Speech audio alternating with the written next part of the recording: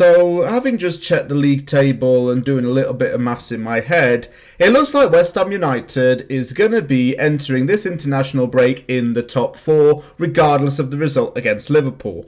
But if we beat Liverpool, we can go joint third, and if we score tons of goals, could even jump into third place. So there's a lot for grabs here, West Ham. Don't disappoint me. Don't let me down. Don't let me down and score some goals and beat Liverpool.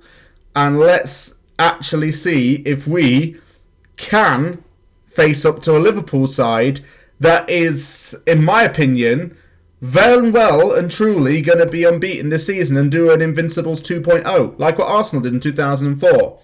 But they are going to be standing in our way.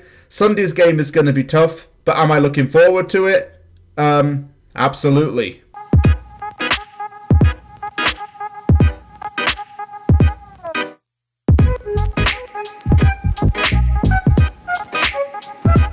Before the international break kicks in, West Ham will be hosting Liverpool at the London Stadium in Sunday's late kickoff.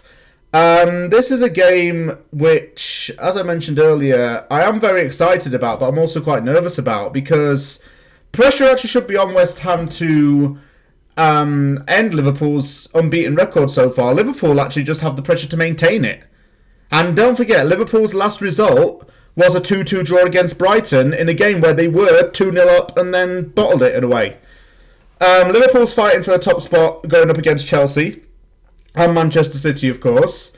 West Ham's fighting to stay in the top 4. So both teams want to be in the top 4, but for different reasons. One team wants to push on for the Premier League title, another one wants to try and get as high as it can, or even get to Champions League football, which I'm all for. Because, well, West Ham fans, that's what we want. We want Champions League football, and already we're setting the tone to get there. But Liverpool's going to be standing in our way, and Jurgen Klopp has proven time and time again that he's a world-class manager with a world-class team, and it's showing so far this season.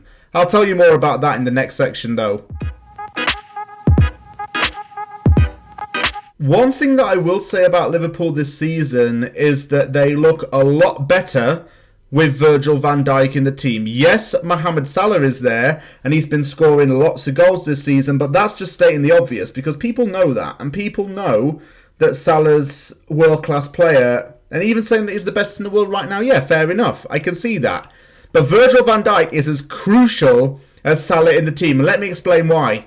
Because Van Dijk is able to keep that defence tight, and he allows Trent and Robertson to go forward more because they know that they have someone who is defensively responsible. When Van Dijk got injured, Liverpool lacked that attacking quality from the back, and it meant that their two fullbacks had to resort to being very defensive and defend more often than not.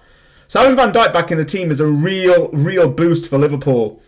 Also, Salah, I'm going to touch on him right now. What a player. What a player. And he scored absolutely insane goals this season.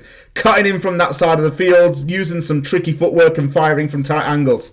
That man is lighting world football apart right now. I was in the barbers the other week, and I was saying to my hairdresser, my barber, Salah's best player in the world right now. And he says, yeah, totally. Miles above Ronaldo right now. Miles above Messi right now. Salah's the man.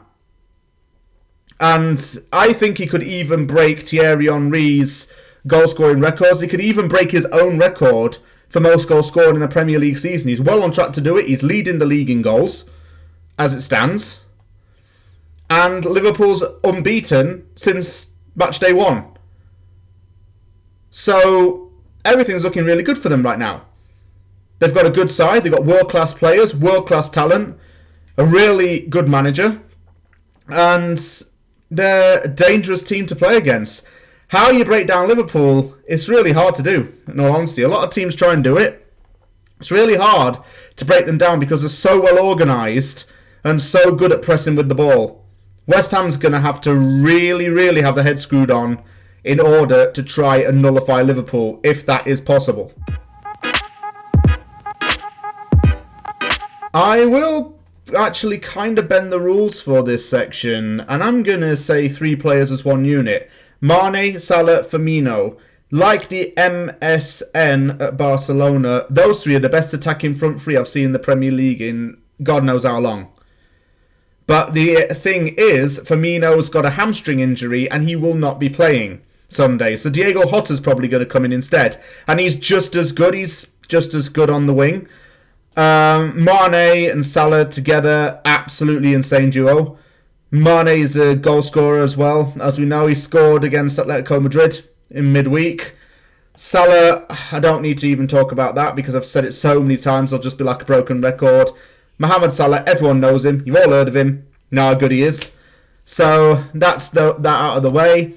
Virgil van Dijk as well is a player that I'm going to talk about in this section because I think he's one of the best centre-backs in the world. He's one of the best in the Premier League and he's a leader. He commands leadership from the back. He's an aggressive tackler, good header of the ball. He's decent from set pieces. He's good in the air as well.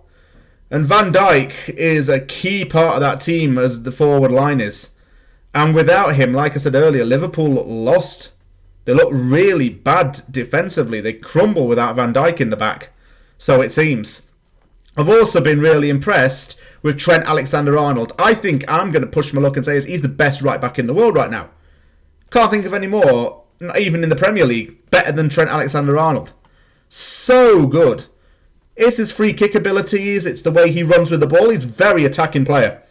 Sometimes I even forget that Trent Alexander-Arnold's a right back because of the way that he's so involved in the middle of the field all the time. And the fact that he likes to be opportunistic and shoot from distance a lot. Man, great right back. Excellent player. I mean, I'm scared of the whole Liverpool team in general, to be honest. I think everyone in that team's really good in the starting 11. But I can only pick 3 players. And so I've gone for one whole unit with Mane, Salah, Firmino, even though that's 3. And just say that's the best attacking front 3. Van Dijk for his defensive and leadership qualities. And Alexander-Arnold because he's such a good right back. World-class players all around. Those are just some of them to name a few. Right back Glenn Johnson is probably best known for his time at Portsmouth, but it was at West Ham United where he started his professional career. He made his debut for the Hammers in 2002 and spent 1 season in East London. He also spent time playing for Millwall and then moved to Chelsea in 2003.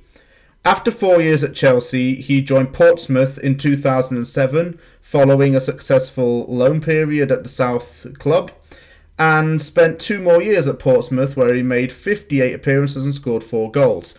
He then played for Liverpool for 6 seasons, made 160 appearances for the Reds, and then joined Stoke City in 2015. He retired from playing football in 2018, and in that time he has run football academies and football schools with former West Ham teammates, and currently resides in the south of England in Kent.